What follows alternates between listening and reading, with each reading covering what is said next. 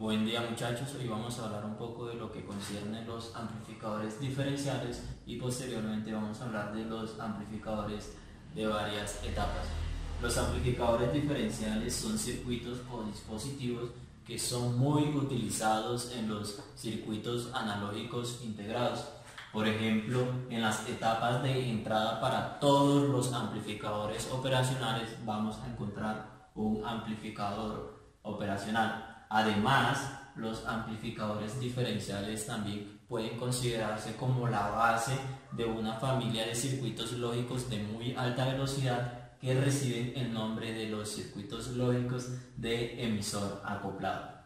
Si necesitan profundizar un poco en esas aplicaciones que tiene el amplificador diferencial, pues pueden hacerlo mediante las consultas externas.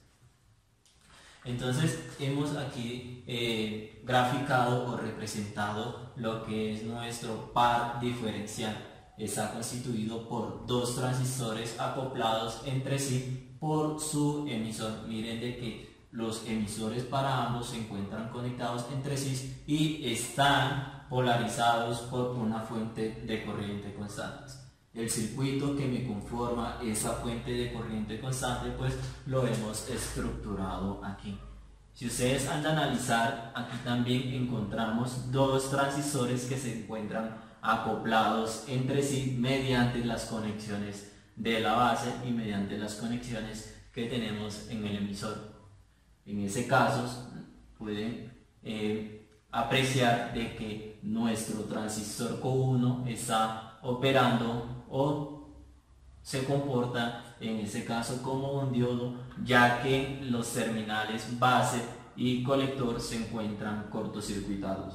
No se les olvide que si nosotros representamos ese transistor como dos diodos, en ese caso tenemos que como ese transistor es NPN, observamos que la base es positiva, por lo tanto si yo lo represento como dos diodos en contraposición, sabiendo de que esa es nuestra base, nuestro terminal del colector y nuestro terminal del emisor, aquí se aprecia fácilmente que el colector base se encuentra cortocircuitado. Por lo tanto, nosotros podemos representar ahora ese cortocircuito como un solo cable y podemos eliminar los elementos que quedan en paralelo con ese cortocircuito.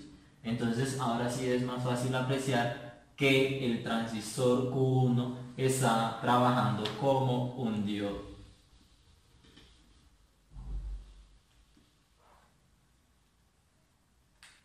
Si nosotros asumimos que nuestro transistor Q1 y Q2 son totalmente idénticos y sabemos de que su corriente del colector está dado con la relación que se conoce como beta veces la corriente de la base, si ambos son idénticos, pues nosotros he de analizar también de que esa corriente de base está dada como la corriente del colector sobre la ganancia de corriente en DC.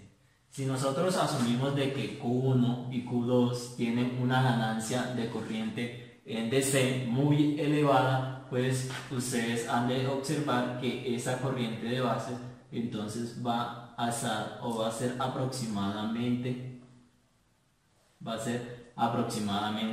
0 amperios. ¿De dónde se obtiene ese resultado? Si nosotros consideramos que el beta para esos transistores es muy grande. Si el beta entonces es muy grande, hemos demostrado de que la corriente de base para ambos transistores, es decir, esas corrientes que yo tengo aquí en la base, esas corrientes que se tienen en la base aquí van a ser aproximadamente de 0 amperios. Si esta corriente que está en ese lazo es de 0 amperios, entonces nosotros podemos observar que eso puede tener un comportamiento como un circuito abierto, muchachos. ¿Listo? Y es allí donde podemos aprovechar y realizar entonces una LVK en esa malla que se observa aquí. Si es de analizar, entonces nos quedan de que aplicando una LVK aquí, tenemos que menos BCC, no se le olvide que aunque yo tenga esa representación aquí, chicos, eso no es nada más y nada menos que esa misma representación. Es decir, entra por aquí y mire que estamos entrando por el signo menos de la fuente. Y es por ello de que encontramos que aquí es menos BCC. Seguimos bajando un poco y nos encontramos entonces con el voltaje más el voltaje en la resistencia R, ¿cierto? Más, si nosotros vamos a observar aquí, pues el voltaje entre el terminal colector base se encuentra cortocircuitado, por lo tanto esa tensión es allí cero. Seguimos bajando un poco más y nos encontramos ahora con el voltaje base emisor más el voltaje base emisor. Y si seguimos bajando un poco más, no se les olvide de que yo eso lo puedo considerar como si fueran dos fuentes de este tipo, chicos. Entonces esa última que yo tengo aquí la puedo representar de este modo que se tiene allí. ¿Listo? Entonces tenemos que entra por el signo menos, entonces tenemos menos voltaje BEE e igual a 0 voltios. ¿Listo? Si nosotros aquí sabemos de que el voltaje en la resistencia, vamos a pasar a este señor primero que está rezando al otro lado sumar. Aquí, chicos, no se les olvide que tenemos menos BEE. Entonces ese señor está sumando, rezando, lo pasaríamos al otro lado a sumar y ese menos por menos nos da más. ¿Listo? Está sumando, entonces ahora lo pasaríamos allá a rezar, al igual que ese señor está sumando, lo vamos a pasar a aquel otro lado a rezar. Por lo tanto me queda de que el voltaje en la resistencia va a ser igual a BCC menos el voltaje BEE menos el voltaje base emisor. Sabemos por definición, por la ley de Ohm, que el voltaje en una resistencia está dado como la corriente que pasa a través de esa resistencia por su valor resistivo. En ese caso, la corriente que pasa a través de esas resistencias es una corriente de referencia. Esa corriente, chicos, no es esa misma que estamos tratando con nuestra fuente de voltaje de corriente constante. Miren de que esa corriente constante es la que vamos a obtener aquí. Por lo tanto, esa es únicamente una corriente de referencia para definir el valor que va a tener esa otra corriente allá. Entonces, voltaje R va a estar dado como la corriente de referencia multiplicado por la resistencia. Es igual a BCC menos BEE menos el voltaje base emisor. En ese caso, pues ese valor resistivo está multiplicando, lo pasaríamos el otro lado a dividir. ¿Listo? Y hemos encontrado aquí lo que sería o de qué dependería nuestro valor de corriente de referencia, que ya veremos en qué me define nuestro valor de nuestra corriente constante. Bueno, muchachos, hasta el momento hemos determinado la corriente de referencia que me va a permitir a mí establecer posteriormente la corriente constante que me va a permitir polarizar este par de transistores. Entonces vamos a definir cómo se relaciona matemáticamente esa corriente que tengo aquí con esa corriente que tengo allá, que es una corriente constante deseada. Entonces sabemos que la corriente del colector para cualquier transistor está dado mediante la siguiente relación matemática: IS de E al voltaje base emisor sobre un voltaje térmico. Entonces quiere decir que para el transistor 1, la corriente del colector 1 va a ser igual a IS de E a la voltaje base emisor sobre un voltaje térmico. Voltaje base emisor, pero como estamos trabajando con el transistor 1, vamos a hacer énfasis de que es voltaje base emisor 1. y a su vez la corriente del colector para el transistor 2 también va a estar representado mediante esa expresión matemática. Voltaje base emisor, transistor 2 sobre un voltaje térmico. Quiero que vean algo aquí. El parámetro o la variable corriente de saturación para ambos transistores depende, y para cualquier otro transistor depende de sus parámetros constructivos. Por lo tanto, si nosotros decimos que Q1 y Q2 son constructivamente, físicamente iguales, por lo tanto ese parámetro va a ser igual. Al igual con el voltaje térmico, que aparte de depender de la temperatura, no se les olvide también de que si estos están trabajando en conjunto, pues van a estar dentro de una misma tarjeta, dentro de una misma ambiente donde la temperatura va a ser igual. Entonces ese voltaje térmico para ambos también va a ser igual, sin olvidar, chicos, de que físicamente también o constructivamente son iguales. Por lo tanto, nosotros podemos establecer que esos parámetros y esos parámetros para esos dos transistores son iguales. Si nosotros nos fijamos bien aquí, chicos, el voltaje base emisor para el transistor 1 es el mismo voltaje base emisor que se está aplicando para el transistor 2, por lo que podemos decir que el voltaje base emisor del transistor 1 es igual al voltaje base emisor, ¿sí o no? Y al igual para el transistor 2, el voltaje base emisor para el transistor 2 es el mismo voltaje base emisor que se está viendo aquí. Si ahora hacemos una comparativa entre esas dos expresiones, tenemos que la corriente de saturación para ambos es la misma, el voltaje térmico, nuevamente repetimos, es el mismo, y hemos encontrado ahora de que el voltaje base emisor también va a ser el mismo.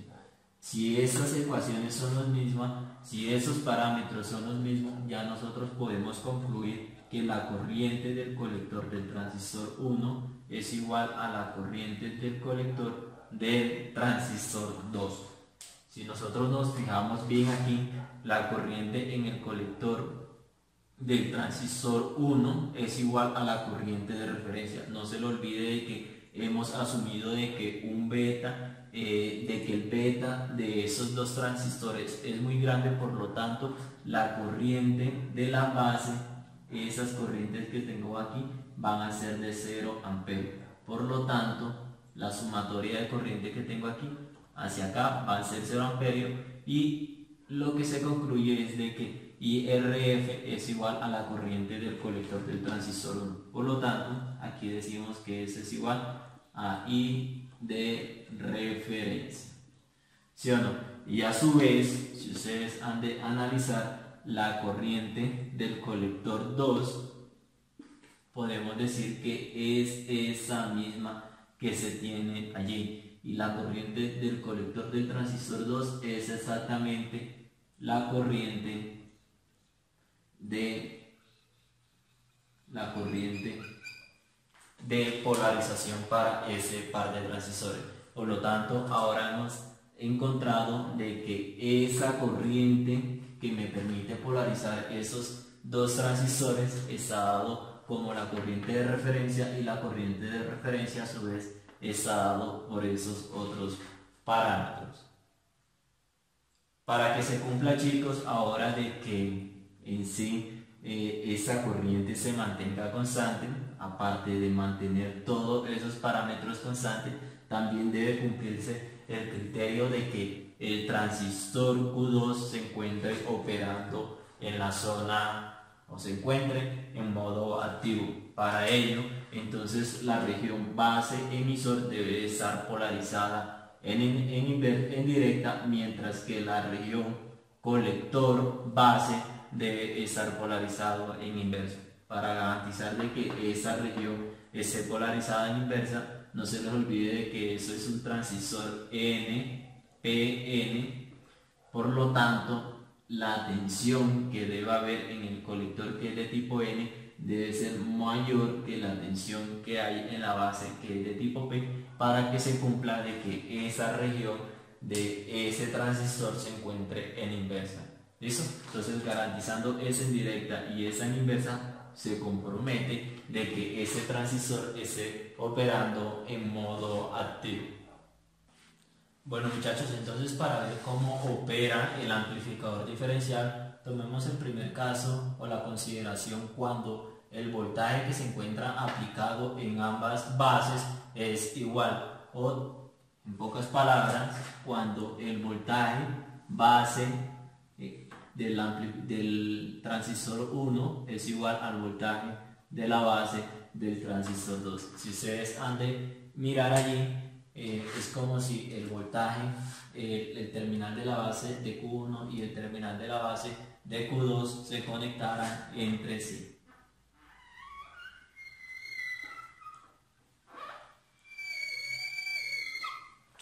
Es decir, que en ese caso, pues, ambas bases se encuentran conectadas. ¿Listo? Y ya hemos de aquí observar que tanto la tensión que llega al terminal de la base 1 va a ser igual a la tensión que está llegando al terminal de la base del transistor 2. Y a su vez nos dicen de que ahora a ambas terminales la conectemos a una señal común. Es decir, en lugar de ahora representar eso como voltaje base 1, lo vamos a llamar voltaje común. Si ustedes ahora han de observar, el voltaje en la base 1 es igual al voltaje en la base 2 y a su vez es dado como un voltaje común.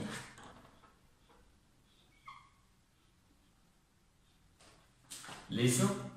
Si nosotros, chicos, ahora aplicamos una LSK en el nodo A, vamos a llamar que ese es el nodo A,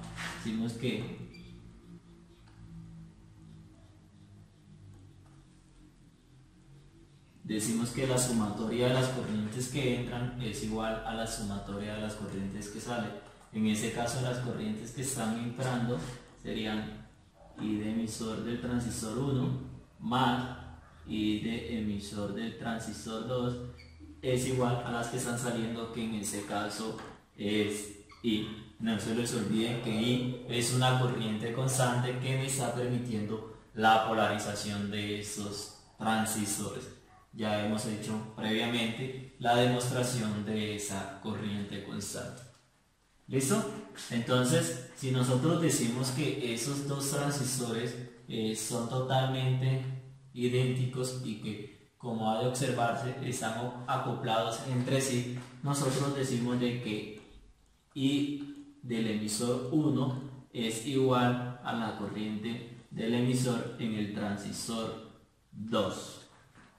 Por lo tanto, si reemplazamos esas condiciones allá, nos quedan que IE1 más IE2, pero IE2 es igual a IE1, eso es igual a IE1 más IE1, eso es 2IE1, por lo tanto, nos queda esa relación. Ese 2 está multiplicando, pasaría al otro lado a dividir. Entonces me quedan de que IE1 es igual a I medios. ¿Listos? Y a su vez, como IE1 es igual a IE2, eso es I del emisor 2. Si ustedes ya han de observar, esas corrientes del emisor no dependen de lo que es el beta, dependen de la corriente de polarización. Por lo tanto, eso nos ayuda un poco a mejorar la estabilidad de la polarización. ¿Listo? Lo otro que podemos hacer nosotros, muchachos, aquí en ese análisis, nosotros sabemos de que el voltaje base emisor, no se lo olviden que aquí tenemos más, menos, ese es el voltaje base emisor, al igual para este otro señor, más, menos, voltaje base emisor. Nosotros debemos de observar que el voltaje está dado como el voltaje que hay en el terminal positivo, que es el mismo voltaje común, menos el voltaje que encontramos en el terminal del emisor, menos el voltaje que hay en el emisor. En ese caso, si ustedes andan a analizar, si despejamos ese voltaje, nos quedaría que el voltaje del emisor es dado como el voltaje base emisor menos el voltaje común de alimentación, es decir, el voltaje que estoy aplicando tanto para la entrada de la base 1 como para la entrada de la base 2. En ese caso, pues ese señor está sumando, lo pasamos al otro lado a restar, pero aún así me queda el signo negativo. Multiplicando a ambos lados de la expresión por menos 1, ese me queda positivo y ese me quedaría positivo también. Por lo tanto, si reescribimos esa expresión, nos queda que el voltaje del emisor es igual al voltaje colector, el voltaje de alimentación común menos el voltaje base emisor. Si nosotros asumimos de que esos transistores están en conducción, por lo tanto podemos considerar el voltaje base emisor igual a 0.7 voltios. Por otra parte, chicos, nosotros sabemos que el voltaje que hay entre el colector y la base, y VCC, es el voltaje que está cayendo en la resistencia RC. Miren de que para ambos, para el primer caso, nosotros sabemos que el voltaje en la resistencia C, esa resistencia que tenemos allí, va a estar dado también como la diferencia de tensión que hay en sus terminales. La diferencia de tensión sería VCC menos el voltaje que hay donde en el colector, voltaje en el colector para el transistor 1.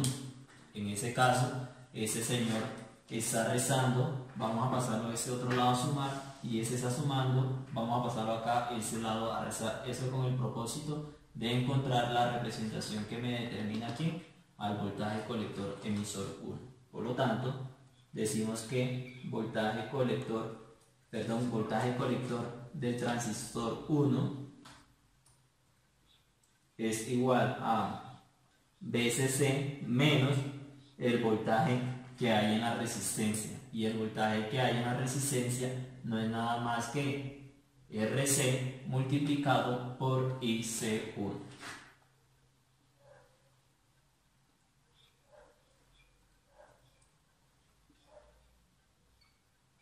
Y C1, y hemos encontrado una primera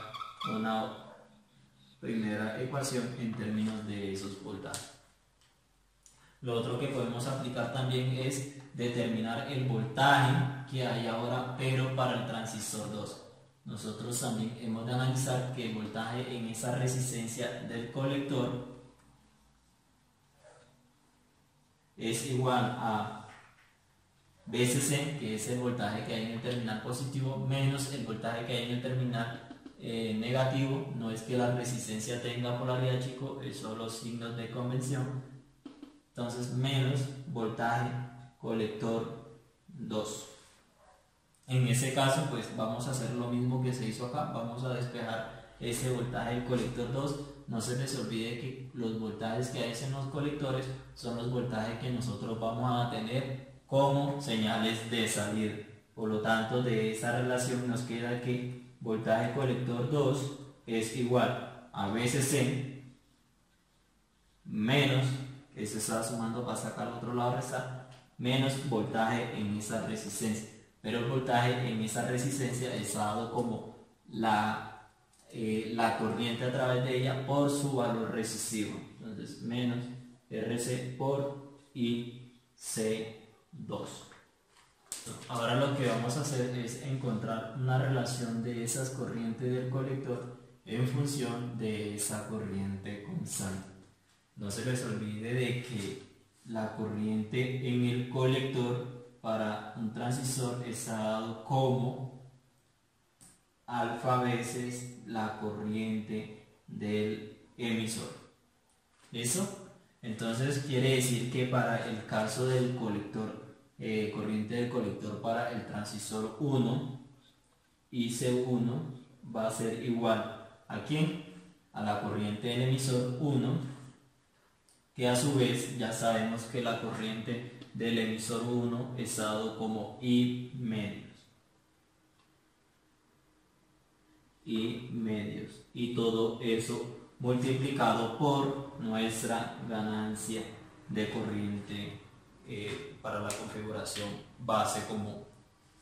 De igual forma también sabremos, vamos a dejar aquí, esto sería una ecuación, de igual forma sabremos que la corriente del colector para el transistor 2 también va a estar dado como la corriente del emisor por la ganancia de corriente en la configuración base común, la corriente del emisor, pero para el transistor 2. Y E2 va a estar también dado como I medios, y eso multiplicado por alfa. Si nosotros reemplazamos esa ecuación aquí y esa ecuación acá, nos quedaría entonces de que IC1, en este caso va a ser I por alfa sobre 2, y tenemos esa ecuación ahora escrita de este modo. De igual forma, IC2 va a estar dado como I por alfa sobre 2. ¿Listo? Si nosotros ahora quisiéramos cuantificar, vamos a borrar un poco por acá. Si nosotros quisiéramos ahora medir el voltaje de salida, no se les olvide que las tensiones de salida se miden en las bases. En ese caso, nuestro voltaje de salida va a estar dado como la diferencia de tensión que se presenta en esos dos nodos, es decir, voltaje del colector en el transistor 2 menos el voltaje del colector del transistor 1. S menos S. ¿Cuál es la salida diferencial que se presenta allí? En ese caso, el voltaje del colector 2 es igual a ¿quién, chicos? BCC menos RC, que multiplique a I por alfa sobre 2. ¿Listo? Menos BC1, y BC1 es BCC menos RCI alfa 2. Mire, RCI alfa medio. RCI alfa medio. Cerramos corchetes. Rompiendo aquí esos paréntesis, nos quedan que BO es igual a BCC, colocar bien ese signo aquí, chicos, BCC menos RC por I por alfa medios, menos por más da más, menos por menos, más por menos, aquí nos da menos, chicos, qué pena, y menos por menos nos da más. RC y alfa sobre 2. En ese caso hemos de observar que hay dos parámetros que están sumando y restando a la vez. Mire, está restando y sumando a la vez, por lo tanto esos terminan anulándose, por lo que concluimos que el voltaje de salida va a ser igual a 0 voltios. En ese caso, muchachos, entonces hemos demostrado de que para cualquier voltaje común, o cuando esas terminales se encuentren conectadas en sí, o cuando en las bases de esos dos transistores tengamos una señal común, es decir, una señal que se aplique en igual magnitud y fase hacia esas terminales, pues el voltaje de salida, que va a estar medido como la diferencia de BC2 menos BC1, siempre nos van a dar 0. Por lo tanto, podemos decir que las señales comunes van a ser rechazadas o van a ser atenuadas totalmente de forma teórica. En ese caso también hemos demostrado de que la corriente de los emisores va a ser la corriente media. Pero recuerden de que para que esas dos cosas se nos cumpla, es decir, para que siempre el voltaje de salida sea cero cuando el voltaje común se esté aplicando, y para que la corriente del emisor esté dado como I medios, debe cumplirse de que esos dos señores deben estar operando en la zona activa. Es decir, entonces, de que esa región debe estar polarizada en directa y esa región debe estar polarizada en inversa. Al igual para ese otro transistor, en directa e inversa. No se les olvide que directa e inversa tenemos el transistor operando en modo activo. Vamos a borrar un poquito aquí y vamos a tener en cuenta otras consideraciones para ver el comportamiento de nuestro par diferencial. Bueno, muchachos, a modo de ejemplo vamos a decir que a la base del transistor 2 estamos aplicando una tensión de 0 voltios, o que estamos llevando a la base a tierra, y que en la base del transistor 1 vamos a aplicar una tensión de 1 voltio. Si debe apreciarse de manera rápida e intuitiva, podemos concluir que el transistor Q1 está conduciendo mientras el transistor Q2 no lo está haciendo. Entonces, para verificar que eso sea cierto, nosotros sabemos que entre el terminal base emisor vamos a conocer lo que sería el voltaje base emisor. En ese caso, nosotros sabemos que el voltaje base emisor es dado como el voltaje de la base, que en este caso el voltaje que hay aquí en la base es el mismo voltaje que tengo aquí y que hemos llamado o que hemos representado como 1 voltios, menos el voltaje en el emisor. Entonces, para que ese señor esté conduciendo, basta con que el voltaje base emisor sea de 0.7 voltios y 1 voltio menos el voltaje del emisor.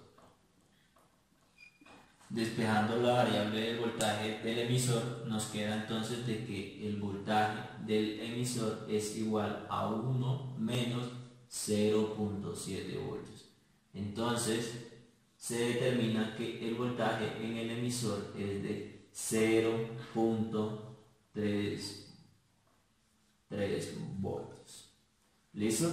Entonces, encontrando ese valor y reemplazándolo aquí, sabemos que el voltaje aquí en el emisor, mire que esos dos señores están compartiendo el emisor, por lo tanto el voltaje del emisor del transistor 1 es el mismo voltaje en el emisor del transistor 2 y es de 0.3 voltios. ¿Listo? De igual manera vamos a verificar de que ese transistor realmente no está conduciendo. Entonces, entre el terminal base y el terminal del emisor encontramos lo que sería el voltaje base emisor. Vamos nuevamente y definimos eso. Entonces, el voltaje base emisor para el transistor 2 es igual al voltaje de la base, que si ustedes han de observar está conectado directamente a masa, es decir, 0 voltios menos el voltaje en el emisor, que en este caso ya lo hemos encontrado y que es de 0.3 voltios. Entonces, voltaje base emisor para el transistor 2 será de menos 0.3 voltios. Si ustedes ya han de analizar, nosotros podemos concluir que la región base emisor se encuentra polarizado en inversa. De igual forma, si ustedes reemplazan esa expresión, nosotros concluimos que la corriente del colector es igual, ya sabemos que es igual a IS por E, voltaje base emisor sobre un voltaje térmico. Al ustedes reemplazar esos valores aquí en esa expresión, sabrán de que la magnitud de esa corriente del colector va a ser muy pequeña. Por lo tanto, podemos considerar que ese transistor está operando en modo corte.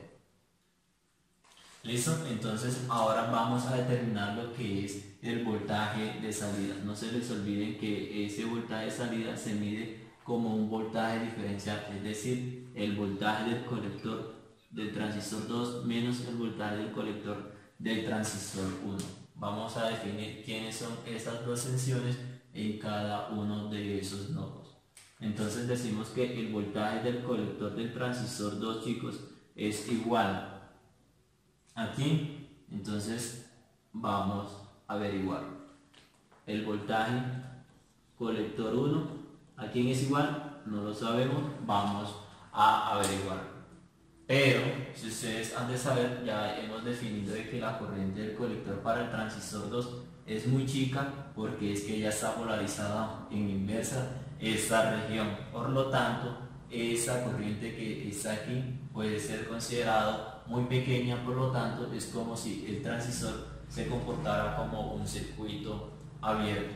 Por lo tanto, nosotros también podemos definir de lo siguiente, chicos, que el voltaje en esa resistencia, la resistencia del colector RC, nosotros sabemos que el voltaje en esa resistencia del colector para este transistor es igual a la diferencia de tensión en sus terminales, y la diferencia de tensión en sus terminales está dado como VCC menos el voltaje que existe en el colector 2. No lo olviden que es el terminal positivo menos el terminal negativo.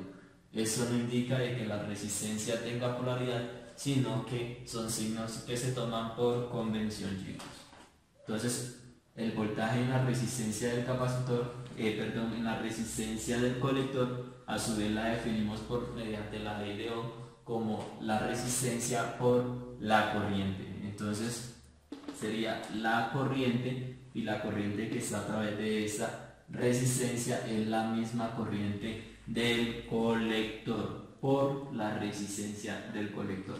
Entonces, si ustedes han de observar la corriente en ese colector del transistor 2, ustedes ya la hemos definido aquí y es aproximadamente 0 amperios. Por lo tanto, esa relación me da de 0. De aquí concluimos que BC2, o el voltaje en el colector 2, es igual a BCC, y hemos definido esa relación matemática.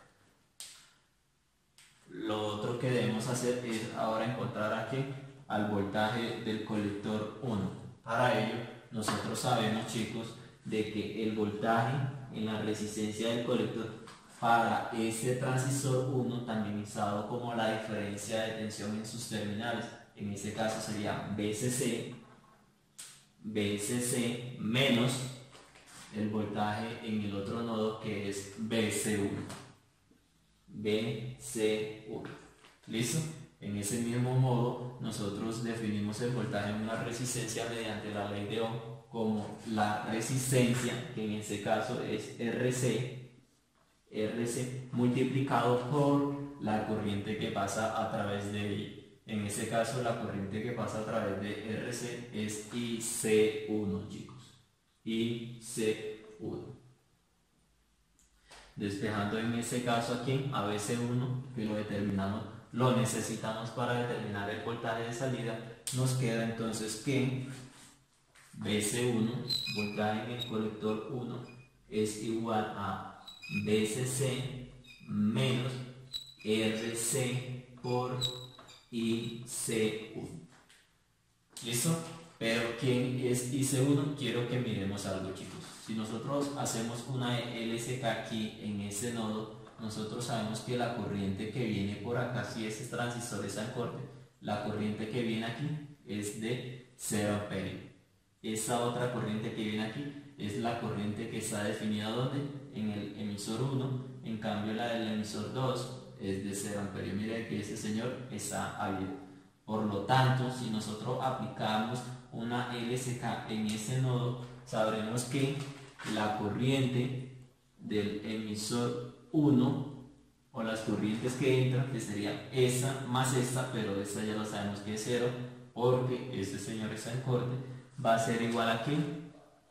Ahí, esa es la corriente constante de polarización. Eso nos indica de que cuando la tensión es mayor en ese transistor con respecto a ese otro transistor, la corriente va a ser máxima y va a pasar por el transistor Q1.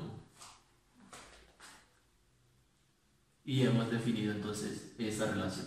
Pero quiero que se acuerden de esa otra expresión matemática. Sabemos que la corriente del colector es igual a ¿quién? A alfa por la corriente del emisor. En ese caso nosotros necesitamos de esa expresión la corriente del colector 1, por lo tanto va a ser alfa por la corriente del emisor 1. Si ustedes asocian esas dos expresiones, ya sabemos que la corriente del colector 1 es igual a alfa por la corriente del emisor 1, que a su vez es dado como I. Si ahora nosotros tomamos esa relación matemática y la expresamos en esa última ecuación, nos queda que IC1 es igual a alfa por I. ¿Listo? Y de esa expresión pues es la que tenemos acá más reciente. ¿Listo? IC1, pero IC1 es igual a alfa por I. ¿Listo? Si ahora nosotros reemplazamos acá en esta expresión para determinar esa variable, tenemos que es igual a BC2, pero BC2 sabemos que es igual a ¿quién? A BCC. ¿Listo? Menos BC1, pero en este caso BC1 es igual a BCC, entonces aquí BCC menos RC alfa por I. RC por alfa por I. ¿Listo? Vamos a borrar acá un poco. Y nos queda entonces, chicos, de que BO es dado como BCC menos, rompemos paréntesis, nos queda menos BCC, menos por menos nos da más RC por alfa por I. Aquí vemos que está un dato que está sumando y restando a la vez, por lo tanto terminamos concluyendo de que BO es igual aquí a RC por alfa por la corriente de polarización, y ya hemos determinado lo que sería el voltaje de salida. Si ustedes han de observar, el voltaje va a estar positivo y es en magnitud a esa resistencia del colector por alfa por la corriente de polarización. No se les olvide que esa corriente de polarización lo que nos permite es que esas corrientes de salida, el aquí, si lo ven, no dependen en sí de las corrientes del emisor chico, no dependen de ese B. Aún así, va a ser máxima cuando ese transistor esté conduciendo y va a ser máxima a través de él. No lo olviden que cuando la tensión diferencial, es decir, cuando las tensiones que se aplican en estos extremos son las mismas, es decir, cuando tenemos un voltaje común, pues esa corriente nos daba la mitad. Aquí esa corriente va a ser máxima a través de uno de esos transistores. Bueno, muchachos, entonces a modo de otro ejemplo tenemos de que si las entradas de la base para el transistor Q1 lo conectamos a menos 1 voltios y la entrada de la base del transistor Q2 lo conectamos a nuestra tierra, pues vamos a ver cuál sería el comportamiento que tendría nuestro par diferencial. En ese caso, como han de observarse, pues la tensión que ha sido aplicada en el transistor Q1 hace de que ese señor no conduzca. Por lo tanto, tendremos entonces de que será el transistor Q2 quien estará conduciendo. Y para que el transistor Q2 esté conduciendo, pues cabe mencionar que el voltaje que hay entre la base y el emisor tiene que ser de 0.7 voltios. ¿Listo? Entonces supongamos de que ese es el emisor y ese es de la base. Entonces podemos decir que el voltaje base emisor, que tiene que ser de 0.7 voltios, es igual al voltaje de la base, que es de 0 voltios.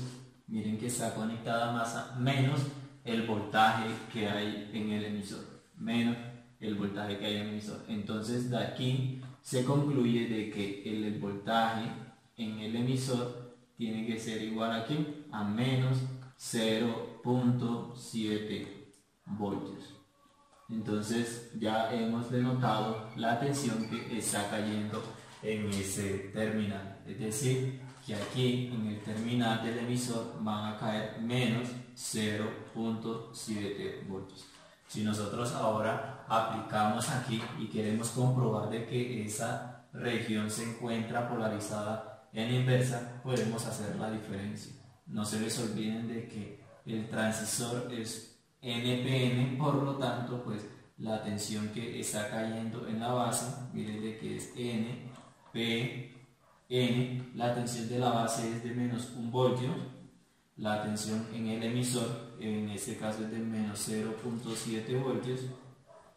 Si ustedes han de analizar, pues estoy aplicando una tensión más negativa en la base que es de tipo P, por lo tanto esa región está polarizada en inversa. Si está polarizada en inversa, por lo tanto, pues lo que nos está llevando es que la corriente a través del colector sea cero. Quiere decir que en ese caso esa corriente aquí está cero, y si la corriente a través de ese colector es cero, es como si el transistor se comportara como un circuito abierto.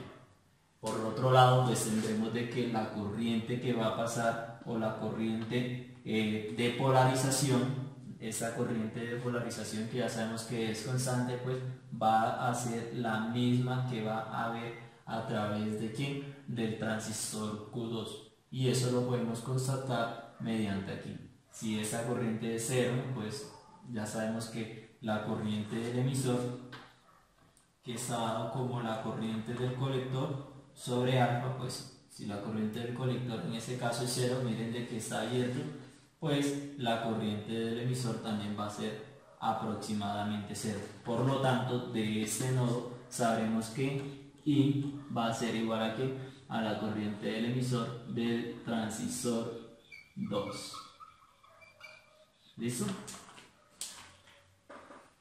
Para determinar ahora los voltajes nodales, para saber cuál será el voltaje de salida que tendremos en esta diferencia de esos dos voltajes de colector, nosotros vamos primero a determinar este señor.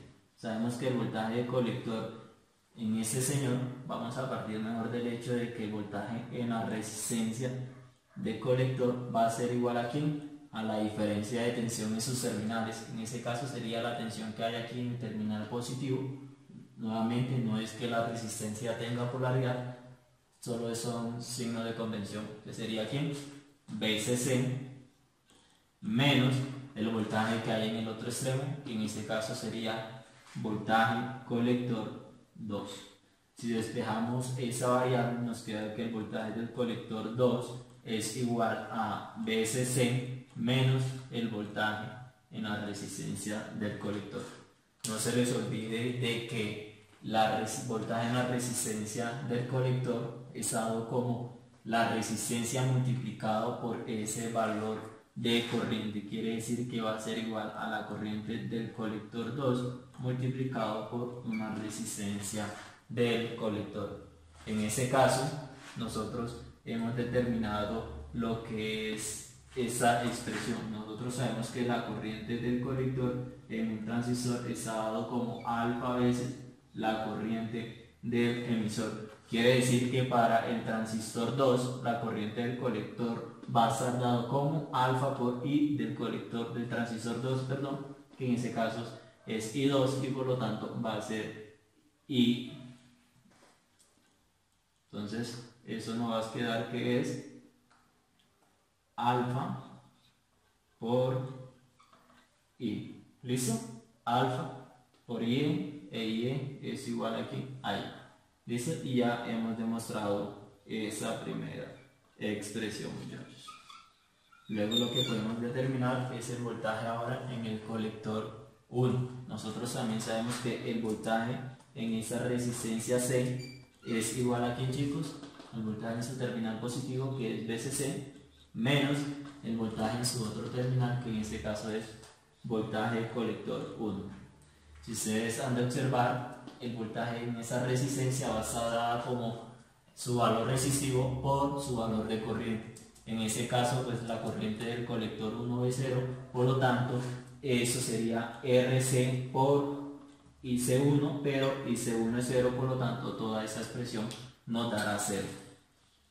Así que 0 es igual a BCC menos voltaje colector emisor 1. ese señor está restando, lo pasaría a ese otro lado a sumar. Me queda voltaje colector 1. Y ya hemos demostrado nuestra segunda ecuación. Para determinar el voltaje de salida basta con realizar una resta de BC2 menos BC1. Quiere decir que B sub O es igual a BC2 menos BC1. En este caso sabemos que el voltaje del colector en el nodo 2 es BCC menos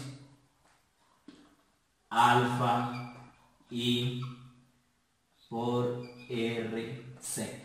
¿Listo?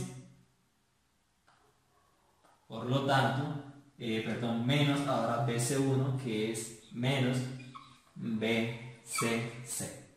Si ustedes han de observar, ese dato está sumando y restando a la vez. Por lo tanto, me queda que el voltaje de salida está dado como menos alfa I por RC. Y ya hemos demostrado que es ese voltaje de salida. ¿Listo? Nuevamente, pues alfa por I es eso que se tiene aquí y pues no es nada más y nada menos que la corriente en el colector. Si ustedes habrán de demostrar, muchachos, para el primer caso, cuando sabíamos que el voltaje entre esas dos terminales, es decir, cuando el voltaje en la base era igual al voltaje en la base del transistor 1, pues nosotros teníamos que el voltaje de salida era 0, es decir, que nos estaba rechazando esa señal común. Nuevamente, cuando se hizo que el voltaje de la base del transistor 1 fue mayor que el voltaje de la base del transistor 2, pues esa relación nos había dado igual, solo que con signo positivo. Y finalmente, cuando la tensión aplicada en la base del transistor 1 es menor que el de referencia que está en el transistor 2, obtenemos de que esa salida va a estar invertida. Es decir, cuando son iguales nos da 0, cuando esa es mayor que esa nos da el máximo valor de tensión, cuando esa es menor que esa pues nos va a dar el máximo de tensión pero negativo. Entonces ya hemos estudiado el comportamiento de lo que sería nuestro amplificador diferencial. En este caso es nuestro par diferencial, muchachos.